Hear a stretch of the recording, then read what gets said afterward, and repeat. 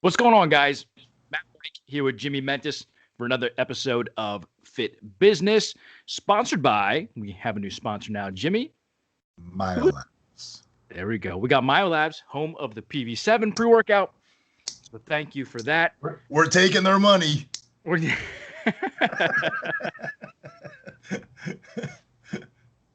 Jimmy, I have a topic today that I want to talk about. But first I forgot. You know how you razz me about the magazine in the back? On how there's no magazine of you? I don't see it. But I found one. I want you to see. Oh no. If you remember this one. Get out of here. From what I heard, this was your very first cover ever. Muscle and Fitness, Greece. Check this out.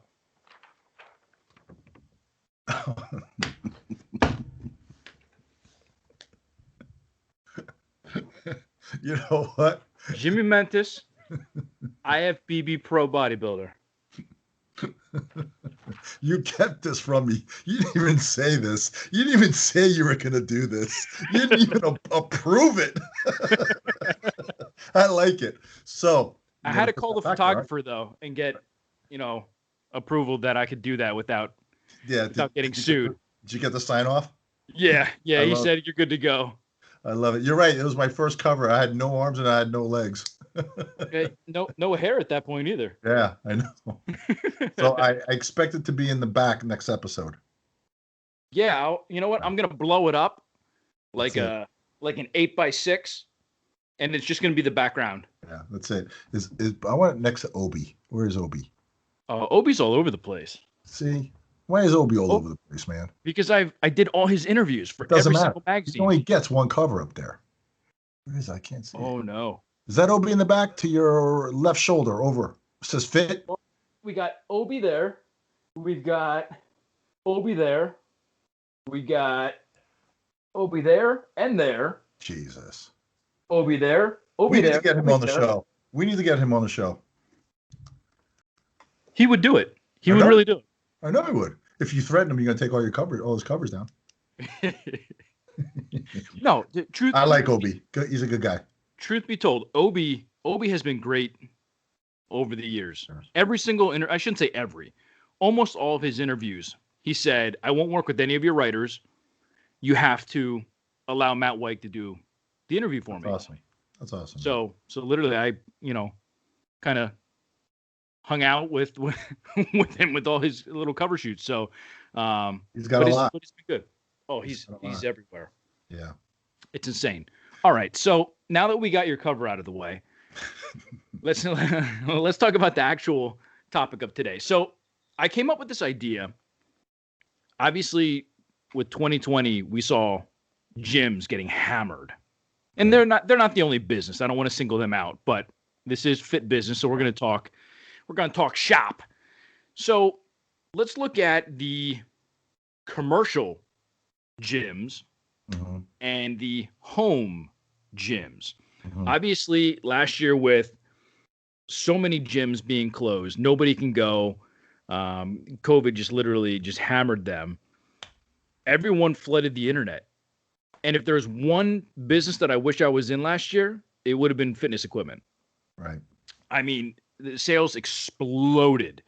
And then you look at guys like Peloton and Mir and Tonal and all these, Bowflex, the Bowflex adjustable dumbbells. I mean, everything was sold out. Right. I mean, it was insane. So let's talk about kind of where we are now with things starting to open up. Will people go back? Will they stay at home? Will they do both? The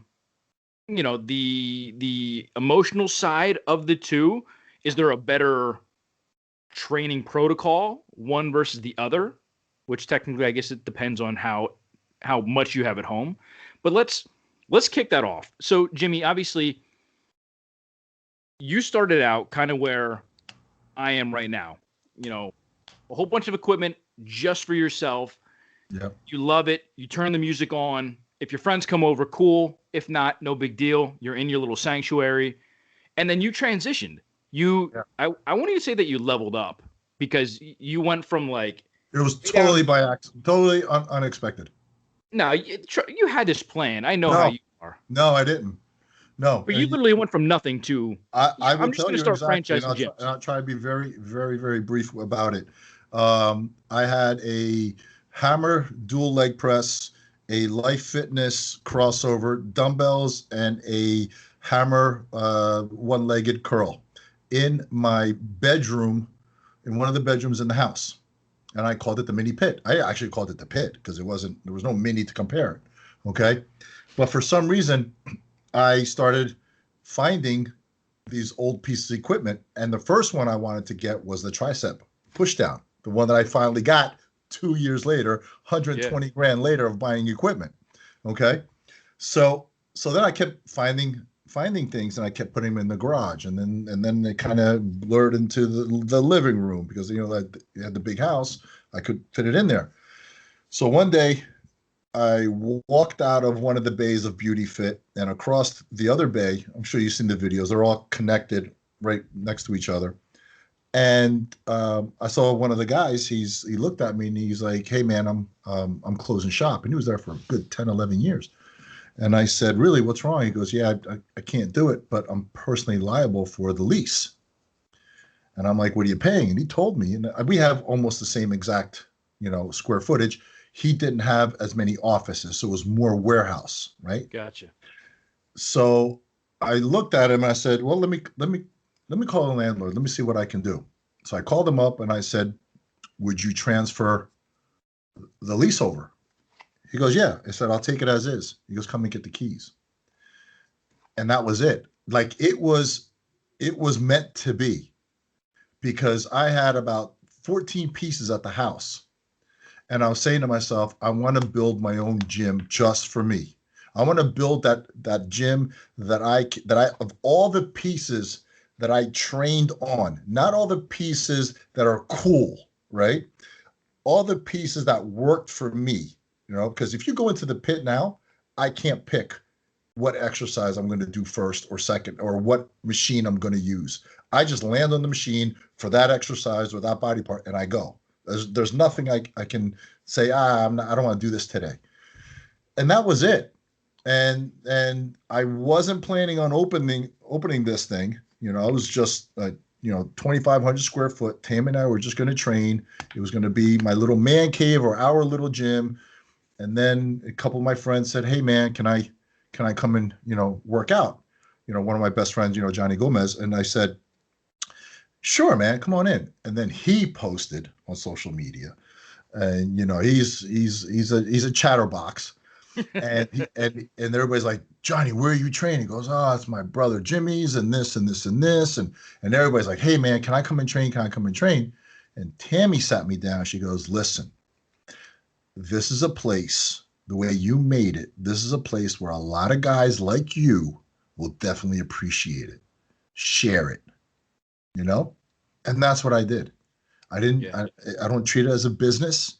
I treat it like all of us who are in there, this is our gym. So yeah, you're right. I turned my home gym into a bigger gym, but I still didn't take that commercial side. I got the license for it, I got the insurance Mhm. for it, whatever.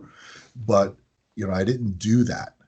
So the emotional side, the reason why I did this is because, be honest with you, I have a hard time sometimes going into a gym to train, because I don't like to be watched. Crazy as it may sound, I don't like to be watched. I love watching. I'll sit in the corner or I'll train, I'll do a set and I'll just watch because I always learn. There's nobody in the gym for me that cannot show me something new or give me an idea. I learn every day. And that's where, you know, I'm going way ahead of our conversation, but that's where I feel a home gym might not help as much as a commercial gym for those who want to, I don't know, grow or like have better experience in training. So how do you do it? I mean, you're down in the dungeon, right? You're Yeah. downstairs, right? Yeah. So So most of my basement is a gym, and the way that my basement is, I guess you can say, sectioned off is, I have a cardio area with, treadmill, elliptical, recumbent bike, upright bike, everything there. Television, ab area, mhm, all free weights, all machines in a different area. So like everything is pretty much sectioned off.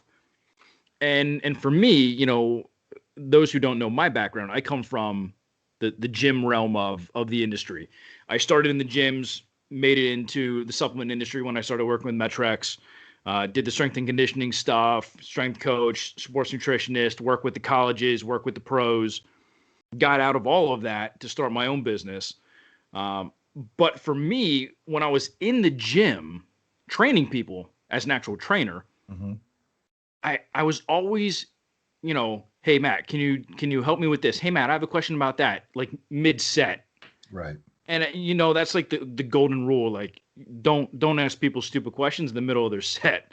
Like if you want to go, encourage them, so be it. But don't be like, hey Matt, if I'm doing my tricep extension, like I'm just like, no, I can't do it anymore. So I told my wife, when we had our first house, I said, I'm gonna build a home gym, and I'm not gonna train in a commercial gym ever again. So I had a little gym there, probably, oh my gosh, I don't even know how many square feet it was. I mean, now it's basically 1,500 square feet, just loaded with stuff. Um, and I really don't have any reason to ever go back to a commercial gym. Right. Now, do I miss the atmosphere? Yeah, absolutely. Well, that's what I want to, that's what I want to, touch on, right? I think there's two types of people into when they train, right? The one is to see and be seen, okay? Because that's a factor. Yeah. And I'm not saying it in a bad way. Some people, some people might take it wrong, then to show off or whatever. No, But because we some, have those people. well, of course, but the Yeah. way I'm saying is not those people. When I say to be seen, that means people are watching you. You better train, Yeah. okay? And Yeah. to see is to see other people train, exercise, so they can be motivated. Which that's a whole different topic about needing someone else to motivate you. The motivation has to come from within, right? So you have the one type of person is to see and be seen, and the other type of person is I don't want to talk to nobody. I enjoy my workout. I am here for me, right? I don't need people around me to be motivated in any way. And that's how we are in the pit, right? So, who are you? What type of person are you? It's funny. When I was in the gym, I was the person who I felt like I had to push myself harder when other people were around. See? I mean, especially being a trainer, Right. I didn't want to go in there and sandbag my workout and have people be like, look at this guy. Right. Right. So, did it push me harder? Yeah, it probably did. Now, I'm not saying that, I don't push myself during my workouts now, but you do have that element where you're like, I can't be seen lifting, this or that, or I have to do all these, manly deadlift squats, big benches, stuff like that.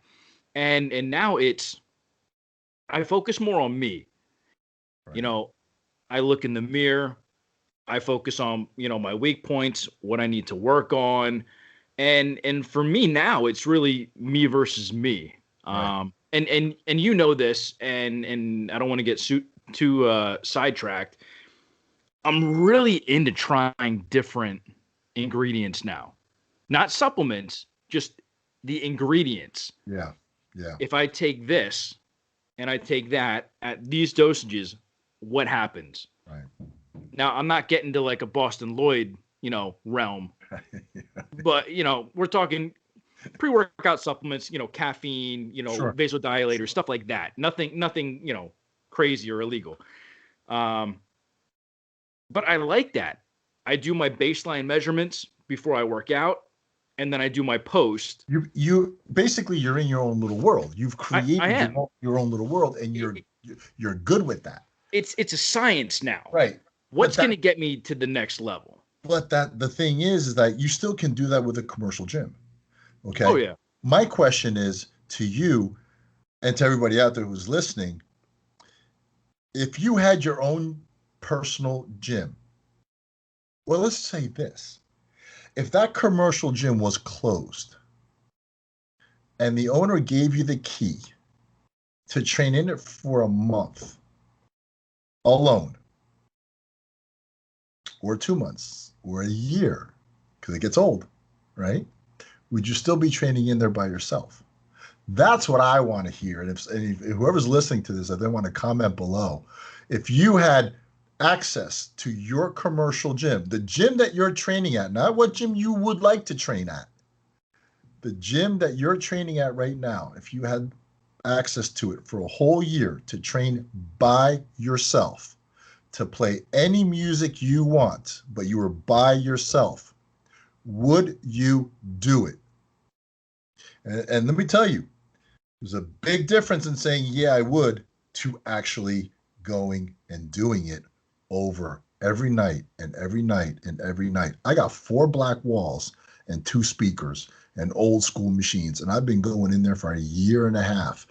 And I even have those days saying, let me let me let me let the PV7 kick in first, you know? So that's where the commercial, you had some numbers, right? Some data. Yeah, you know what? I Do you have have you I have a ton of numbers. So I'm just gonna try and quick go through these. Go ahead. I mean, I wrote an article, and that's where I'm pulling these from. That's where I got the numbers. Um, so with the shutdowns that happened last year, 1 in 4 fitness facilities are risk of going out of business forever. Like not until the mandates are lifted and stuff like that. Um, we hear so much about the bars and gyms, how bad they're getting crushed. The statistics show that gyms have been hit the hardest when you're comparing the industries, Yeah. harder than bars and restaurants. Obviously, the gyms have been able to fully participate in other federal relief programs, which is obviously hurting them, as well as the trainers, instructors, and stuff like that. Yelp is saying that more than 6,000 facilities are already closed, including 57% of the temporary closures and 43% permanent closures, with no end in sight right now. Let's see. More and more are going to go up, respective sizes. I've been buying machines for the past year, old school machines for nothing. Yeah. Well, look at Golds. Yeah, I know. I know. I know. I mean, that's Yeah. crazy. I mean, Chapter 11 bankruptcy. And everybody is buying commercial equipment and building in the garage. Yeah. Like my good friend, Stevie at a super fitness gym, and then you got Mike Shigaloni and Frankie at Fitness Smith. Yeah. Their warehouses are empty. Basically, I know Stevie just moved into a new warehouse, but he's busy. People are just buying. They're building home gyms. Do you think those home gyms? Hold on a second. Hold on. Weren't treadmills and stairmasters and all that in homes already, but people were putting their clothes on it? That's my parents. What's going to change now? No, see, here's the thing. You talked about if you had the keys to a gym, a commercial gym, Right. would you go to it? Now, I don't need to preach to the choir here, but there may be some listeners that maybe they're new, they're just getting into fitness. A large majority of the people who start their fitness journey is going to quit within the first 12 weeks.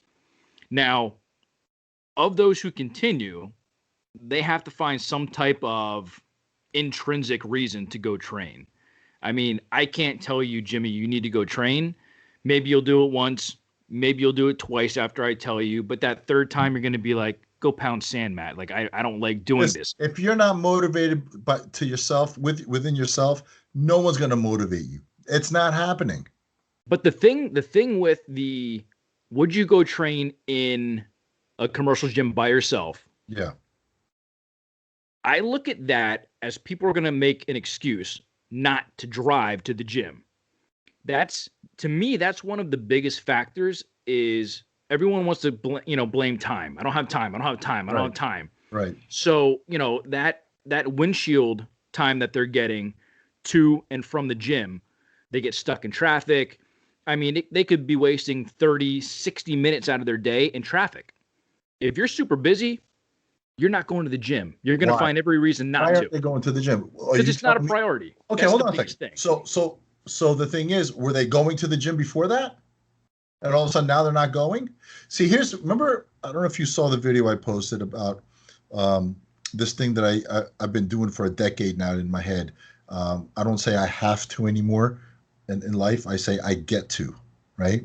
I don't have to go to the gym. I get to go in the gym. I get to go to work. I don't have to go to work. And it really has helped me mentally. It's just great. Okay. I get to have a meeting, a business meeting. Not that I have to have a meeting. Come on, man. I've been blessed. So, and that's what I'm saying. It's like, so are you telling me they're saying I have to get to the gym or I get to go to the gym? How many people in the COVID-19 phase said they will never complain about going to the gym? Oh, it's funny. Pre-COVID, everyone was like, "Oh man, I got to go to the gym today." Right. And it's closed. Everyone's like, "I want to go to the gym right now." Right. But here's the thing: I saw every freaking person on social media doing workouts, telling everybody, "This is my workout today, and this is my workout today, and this is my workout." I'm talking about people I didn't even know they trained. They were putting the video up. Why? Where are they now? Why did this all stop? You know why? Because people don't exercise for themselves. They exercise because they feel they have to. But once that's taken away, they realize what a big mistake they made. Why do we always have to have something bad happen to us to understand that what we do have is enough? Yeah. Why do we always have to end up in the hospital bed, right? To say, I promise I'll eat healthy. Right. And it's a shame. I mean, most people that's the way it goes. They don't make their health and fitness a priority until something happens. Right. I think I'm only going to speak for, myself as a guy, but we always think, hey, we're invincible. Nothing will happen, Yeah, me too. Nothing will happen. Nothing bad will take place. Yeah. Until it does. And then you're like, dang, it caught up with me. Yep. So, the people who aren't making it a priority, either you're going to make it a priority now or you're going to try and figure out how to get your health back later and in an effort to preserve life. Like now you're just trying to stay healthy. At that stage, you're just trying to extend life. Right. But my thing is like, why? Because we're talking about home gyms and we're talking about commercial gyms, right? Why does that why are we talking about this? Well, here's what I'm saying. Why is it a topic people choose? It's about exercise, right? Get it in. Now, how many people are really going to exercise while they're home? They don't even go to the gym when it's all paid for. When they don't have to pay the rent, they don't have to pay for the machines, and they get to see people. Now all of a sudden they're building home gyms. How long is that going to last? Listen, I'm not a better person than anybody. I've been doing this. I've been trained for, I don't know, since I was 14 years old. Okay. When I was sneaking into a racket club in Allaire, in Wall, New Jersey. It was called Allaire. It's called What's Your Racket? And I'm sure my friends are going to hear this. And they had a little universal spot in there. I used to go train. But, where I get caught up in this conversation and I don't understand and I get, I'm passionate about is why are we having this conversation? Number one, is it because people don't want to train in a commercial gym and they feel they're going to be able to train at a home gym, or now because they built the home gym and they spent the money of the home gym, now they feel that they're obligated to capitalize on that investment, and now they forced to train at the home gym. Let me tell you, I have to tell you, and I don't care what people say, that home gym, I'm not talking about commercial, that home gym with bands and this and that is not the same as it is going to a commercial gym. We're talking about resistance training, right? Yeah. We're not talking about get your heart rate up. Shit, I can sit down on a chair 100 times and my heart rate would be 140, 145. That's a cardio workout. I'm talking about resistance training. Chest, back, shoulders, bis, tris, quads, hams, calves, everything, glutes, everything, right? Now, you want to get that little HIIT training in there, that's great. But overall, if you don't have a complete gym, now I'm not talking about you need 15 machines. I'm talking about a complete gym, right? A leg press machine, something for the hamstrings, a cable crossover, and dumbbells, right? You need that. Are they going to use it or aren't they going to use it? How many times have you not gone downstairs because you didn't feel like training? Oh, there have been times where I don't go downstairs. Right. But I mean, for the majority of the days, that's the perfect reason for me to go work out. Right. I mean, you know my schedule better than, I mean, you might know my schedule better than my wife. I mean, I'm constantly, working on something. So for me, like that's kind of like my break. Right. And usually it's at night, before I, try and catch up on emails before bed or something like that. But it's my release. But that kind of goes back to what we said earlier. Like what's your reason? What's your why? Why are you doing it? But here's a question that I want to ask you though. As we see this trend of fitness gadgets, tech, AI, everything from Mirror, Peloton, Tonal, the interactive stuff, the Bowflex stuff, whatever. Big acquisitions. Peloton was acquired. I think was it Precor who bought them? Precor bought them. I mean that's big. Mm-hmm. So I look at that and it looks like things are aligning to where I don't think the home gym business is going to be dying anytime soon. So my question is where does that leave our commercial gyms? They're already hurting. If they open back up, do you really think people are going to go back to the commercial gyms, or do you think they'll stay at their house? You know what? I still think people will go to the commercial gyms. Now, you're talking about the old school gyms. I'm not talking about the pit. I'm talking about gyms. There's gyms and you got fitness clubs. You got the LA Fitness, and then you got a Tillis gym, let's just say in New Jersey, right? Yeah. Okay. That's a gym. You got Ovox in New Jersey. You got some gyms down here. The big box stores, the big box gyms, most of them own the real estate, right? So they at least set out to another company. Then they have the contracts. Those contracts are sold to another existing company that they own, right? So they just keep, just taking money in circles, right? So I don't know. I got to be honest with you. I don't know. I think a lot more people are exercising, right? But I don't know where they're going to go. It's a very tough question. My concern is that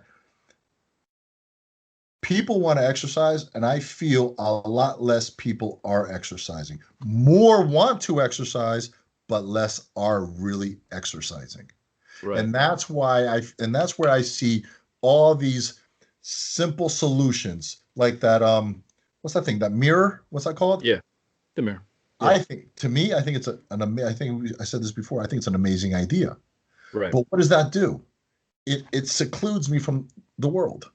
Now it's telling me, now I got internet, right? I can do my business. I got my Zoom. I got this. We're actually doing a podcast. So if I lived in a studio, I don't need to go anywhere. I got the grocery store delivering my food. I got takeout delivering my food. I got my exercise, and I'm communicating with people through a freaking mirror, okay, that shows me exercise, or a bike with a laptop on it, okay? Right. These are all phenomenal ideas. I'm just saying that we are now excluding ourselves from interacting with real people. Yeah, everything's virtual. Right. So where are we going with this? That's my concern. I remember I used to, you know, I used to, well, I really didn't work. During my career, I really didn't work. It was more like, seminars, guest appearances, and I trained. I trained twice a day, whatever. But I look forward in the mornings when I went to the gym, I would see a different crowd, right? And then at night when I used to go to the gym, I saw a different crowd. I liked seeing people, Yeah. Because it was nice. I would see the same people over again. Hey man, how are you? Hey man, how are you? And we went our separate ways, or we would just sit and bullshit. What happened to that? People go in the gym now and they don't talk to anybody. Yeah. Right. I'm not saying I had my little Sony and my Walkman and stuff like that. Right. But it was in your fanny pack. Yeah. It was also, yeah. Right. I still have them Nike little fanny pack. But it was an out for me. It was an out for a lot of people. They went and they started talking, and then the treadmill, and then people started talking and all that stuff. That doesn't really happen anymore. People in the gyms, in the fitness clubs, don't really talk to anybody anymore. So here's go ahead, finish. So where does that take us in the quote business fitness industry? And that's kind of what I was just going to ask. I mean, last year the stats just came out that 42% of Americans are now obese. 42%. We're not talking about overweight. How much was it the previous year? I think it was just hovering around 40. I think so. I think it was up like 2-3%. Yeah. Yeah, it might have been like 39.8 or something like that. But those numbers are concerning. But I don't understand. We have more healthy food out there. Okay, Whole Foods is opening left and right. You got more healthy food, but now as we're as the industry, as the market is going to more healthy food, okay.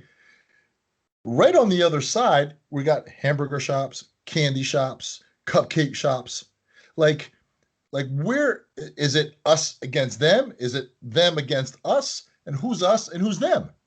Right. It's not just one shift. Like, hey, let's all eat healthy, and that confuses people. It confuses them. It's like, am I doing the right thing? Or oh, screw this, and I just want to eat that today. I think it's a convenience thing too, and we're seeing a major shift in the supplement industry where everything's going convenience. Yeah. Protein cookies, protein bars, obviously, protein RTD shakes, protein powders, you name it. It's now a functional food, functional beverage type of platform. So I think that's going to help. But my concern is, are people really going to use it? If you're used to going home and on your way home, you slide into the Wendy's or McDonald's drive-through because it's convenient. Are you going to go out of your way when you're at the grocery store to pick up those new convenience foods that are better for you? It's a choice. Exactly. So are people willing to make the choice? If you don't go to a gym, if you have the membership, but you don't go to the gym, and they close, and they close, and now you go buy a Peloton, what shift is going to take place in your head that's going to make you go, I didn't go to the gym. There's a shift. It's a temporary shift. It's new. But that's it. It's a temporary thing. Yeah. It's not a priority mindset type of shift. It's a cool new, shiny trinket that I just got. I'm going to play with it for a little bit until I get sick of it. And then, like you said earlier, it's going to become a drying rack. So while I really think that the gyms are going to come back, those who have the financial means to do so, I think it's going to absolutely come back. I don't think that home gyms are going anywhere. I think it's going to be, one of those either ors. You're working late, man, I don't have time to go to the gym, Yes, but I can go home and work out. I And agree. and the key there is, like you Art, mentioned earlier, it's not the same, but but it's better than nothing. you're still putting in some work. Right. It's better than nothing. So exactly. So I see it being that, or the people who, oh man, I can't make it to the gym. I'm gonna wake up a little earlier and just quick head downstairs, hit a workout, shower, go to work, do my meetings, whatever. Or I'm not going to be able to hit the gym to get my resistance training in. Right. Well, what am I going to do with my cardio? I'll just go, downstairs, or I'll go in the other room and I'll do the Peloton, or I'll do a treadmill, or I'll do the mirror, or whatever. So I think it's a good segue into the industry if you're not currently there. And I think that opens up more opportunities also. If you get the mirror and you're like, man, I really like this. I like weight training, but I kind of want to do more, then that opens up the door to going to a commercial gym. Yeah. So I think both will potentially feed each other. Sure. The commercial side will feed the home gym side, because shit, if anything like COVID comes up again, well, now they have something at home. Right. They're not scrambling trying to figure something out, and vice versa. If they don't feel like hitting their home gym, they'll drive to the commercial gym. I believe they both can coexist, and I think they both can flourish. Yeah. I really do. I think, and the people who actually do, wholesale, fitness equipment, and I think the gyms will be there. Listen, the memberships now are what, $10-15 a month, and I know people most of them. Yeah, so at that point, what's another? Keep a membership going. Yeah. No, exactly. So I mean, I think that's a good spot to close out today's show. I mean, I think we touched on a lot of the points that needed to be. What is that? A cash register? What are you doing? Making money over there? I don't know, but I need some money. But no, in all seriousness, I think it's a topic of discussion that, in the comments, a lot of people will have an opinion on, because you're either on the diehard, I'm going to the dungeons, I'm going to the pit, I'm going, to the commercial gyms, I'll never work out at home. And then you have the people who are, the introverts who are, I would rather stay home. And look, people probably don't realize this because I do the podcast and I'm doing a lot in the industry, but I'm an introvert at heart. So I'm cool being by myself. Don't call, don't bother. I'm good. I know you wake up, and I don't think you say more than 10 words till the time you go to sleep. I don't. Well, say words, correct. I'll type them. Yeah, I'm just saying say. Oh yeah. Yeah. But that could be a whole new topic for one of our episodes. How does being an introvert or extrovert alter your business or your fitness even? That's a good one. I'll forget that by the time we end, so try to remember that for me. Yeah, you're asking me to remember shit. I don't remember anything. Oh, hold on. Let me quick write it on your cover. That way, when I put it up, it'll remind me what we need to talk about. Better be up next time. You take Obi down. He's got too many. I'll talk to Obi.